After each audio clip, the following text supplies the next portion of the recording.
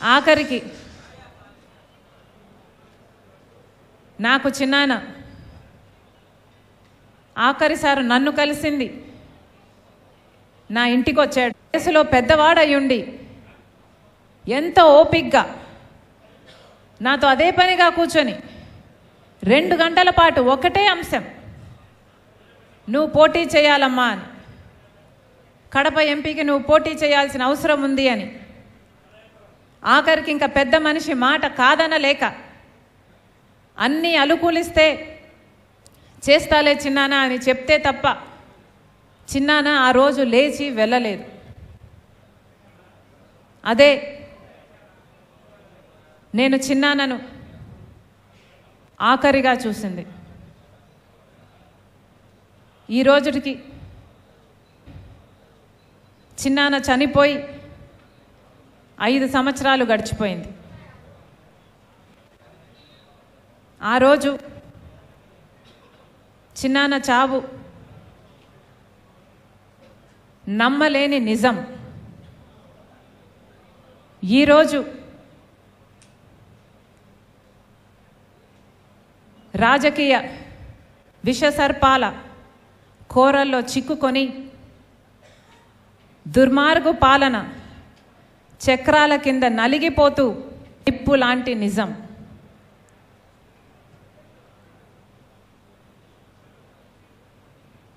ఐదు సంవత్సరాలు అయిపోయింది. ఆలోచన చేయండి, 1 కాదు 2 కాదు. వివేకానంద రెడ్డి గారి హత్య జరిగి 5 సంవత్సరాలు అయిపోయింది. క్రూరాతి క్రూరంగా ఆయన ఒంటి మీద ఎన్ని గొడ్డలు వేట్లున్నాయో ఆయన ఒంటి మీద రుజువులు ఉన్నాయి. ఘోరంగా నరికి చంపడం జరిగింది. సమాజంలో పెద్ద మనిషి, సమాజంలో మంచి మనిషి డాక్టర్ వైఎస్ రాజశేఖర రెడ్డి గారి ఎంతగానో ప్రేమించిన తమ్ముడు, అలాంటి ఆయన విషయంలోనే 5 సంవత్సరాలు గడిచినా కూడా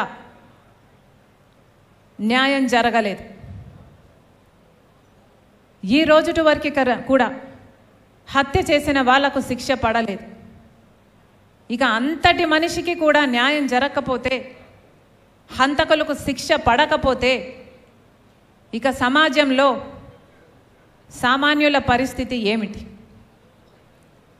సామాన్యుల విషయంలో న్యాయం జరుగుతుంది అని సమాజం నమ్మే పరిస్థితి ఉండాలి అంటే ఈపాటికి ఎప్పుడో హంతకులను గుర్తించుండాలి, వాళ్ళకు శిక్ష కూడా వేసుండాలి. కానీ 5 సంవత్సరాలు గడిచినా కూడా ఈ రోజుటి వరకు కూడా హంతకులకు శిక్ష పడనే లేదు. హత్య జరిగిన రోజున మాకు చెప్పిన విషయం, చిన్నాన హార్ట్ అటాక్తో చనిపోయాడు అని. సాక్షి కూడా వివేకానంద రెడ్డి గారు హార్ట్ అటాక్తో మరణించారు అని చెప్పుకుంటూనే వచ్చింది. తీరా మేము ఇంట్లోంచి బయలుదేరేంత వరకు కూడా ఇది హార్ట్ అటాక్తో చనిపోలేదు, హత్య జరిగింది అన్న విషయం మాకు తెలియదు. వచ్చి చూసిన తర్వాత కానీ ఇంత ఘోరంగా చిన్నానను హత్య చేశారు అన్న విషయం మాకు తెలియదు. ఆ రోజు హత్య జరిగిన రోజు హత్య పలాని వాళ్ళు చేశారని కానీ, పలాని వాళ్ళు చేయించారు అన్న కానీ ఈ విషయాలు ఏవీ తెలిసే పరిస్థితి లేదు. కానీ ఈ రోజున హత్య చేసింది ఎవరో కాదు, బంధువులే అని అన్ని సాక్ష్యాలు వేలెత్తి చూపుతున్నాయి. గూగుల్ మ్యాప్స్ అయితేనేమి, కాల్ రికార్డ్స్ అయితేనేమి, వాంగ్మూలాలు అయితేనేమి, ఇవన్నీ హత్య చేసిన వాళ్ళు వీళ్ళు అని వేలెత్తి చూపుతున్నా ఈ రోజుటి వరకు కూడా హత్య చేసిన వాళ్లకు, హత్య చేయించిన వాళ్లకు శిక్ష పడలేదు, కేసుకు కొలిక్కి రాలేదు, కేసు అసలు ముందడుగు వేయలేదు. ఎందుకంటే అన్నా అని పిలిపించుకున్నవాడే ఈరోజు హంతకులకు రక్షణ కల్పిస్తున్నాడు. కాబట్టి ఈ రోజు వరకు కూడా చిన్నాన విషయంలో న్యాయం జరగలేదు.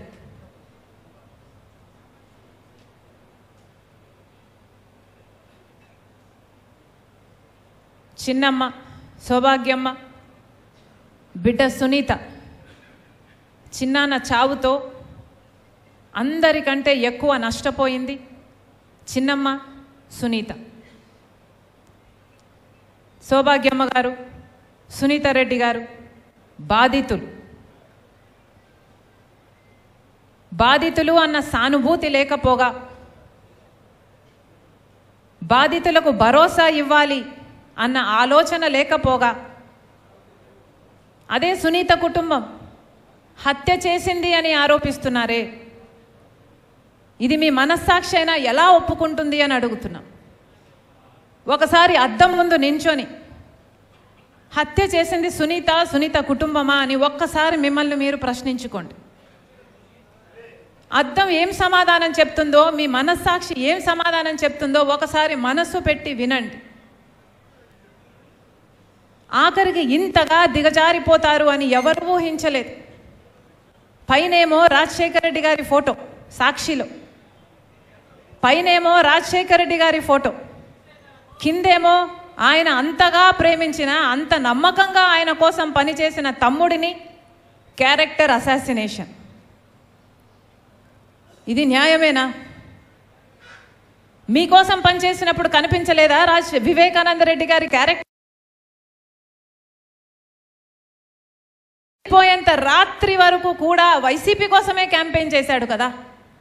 వైసీపీ నిలబెట్టిన అభ్యర్థులను ఆయన అంగీకరించకపోయినా జగన్మోహన్ రెడ్డి గారి నాయకత్వాన్ని గౌరవించి అదే వైసీపీ కోసమే క్యాంపెయిన్ చేసిన వ్యక్తి.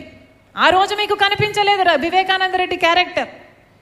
కానీ ఈరోజు పైనేమో రాజశేఖర రెడ్డి గారి బొమ్మ, కిందేమో వివేకానంద రెడ్డి క్యారెక్టర్ అసాసినేషన్. భావ్యమేనా? మనుషులేనా? అంతటితో ఆగారా? సోషల్ మీడియాలో ఎన్ని రకాలుగా బెదిరించారు, బూతులు తిట్టారు. తోడబుట్టిన చెల్లెళ్ళు అని చూడకుండా అవమానించారు. అన్నిటినీ తట్టుకుంది సునీత. ఈరోజు నిలబడి ఉంది సునీత. ఎంతమంది చూసాం ఇన్ని సంవత్సరాలలో సునీత న్యాయం జరగాలి అని, నిజానిజాలు తేలాలని, హంతకులకు శిక్ష పడాలి అని తిరగని చోటు లేదు, తట్టని తలుపు లేదు. నిజంగానే సునీతే తన కుటుంబమే హత్య చేసుంటే ఈ కేసుని ఇంత పర్స్యూ చేయాల్సిన అవసరం సునీతకేమిటి? సునీతే గనుక, తన కుటుంబమే గనుక హత్య చేసుంటే మరి మీకు అధికారంలోకి వచ్చారు కదా 2019లో, కేసు మీ చేతుల్లోనే ఉన్నింది కదా. మరి మీరు అప్పుడు సునీతను ఎందుకు అరెస్ట్ చేయలేదు? సునీత కుటుంబాన్ని ఎందుకు ప్రశ్నించలేదు? ఎందుకంటే దోషులెవరో నిర్దోషులెవరో మీకు తెలుసు కాబట్టి, మీ మనస్సాక్షికి తెలుసు కాబట్టి.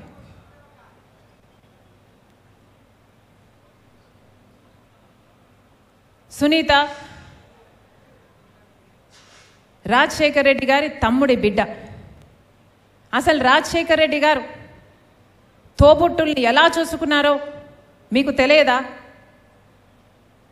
రాజశేఖర రెడ్డి గారు తోబుట్టుల కోసం ఎంత చేశాడో మీకు తెలియదా? మరి మీరు రాజశేఖర రెడ్డి గారి వారసులే కదా.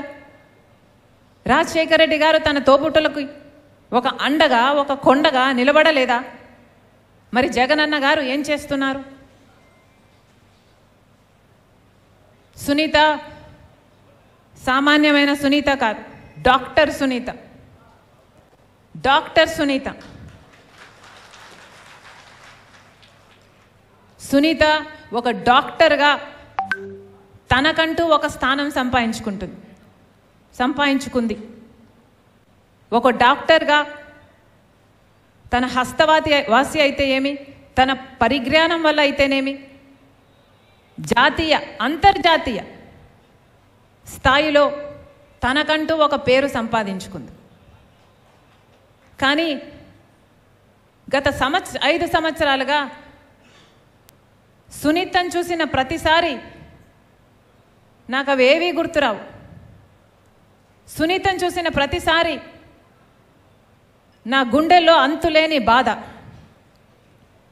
అంతే సమానంగా ఉద్రేకం.